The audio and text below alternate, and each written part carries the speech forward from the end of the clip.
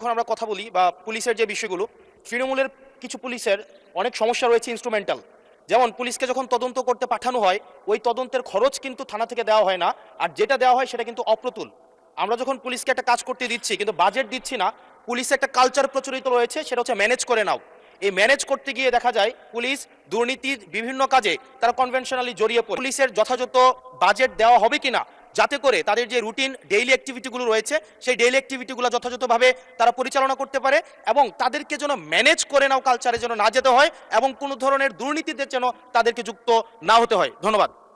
আর একটা ধন্যবাদ। বিষয়, যদি সম্বোধন করার ক্ষেত্রে যদি ভুল হয়ে থাকে সেটা আমি অ্যাকনোলেজ করছি, কারণ আমার এই সংসদে আমি আসছি, আমার 27.5 বছর বয়স।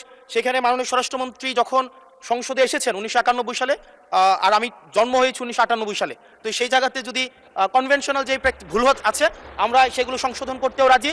আমাদের যখনই আমাদেরকে নোটিশ করবেন আমরা সেটাকে সংশোধন করে নেব। ধন্যবাদ। ধন্যবাদ মাননীয়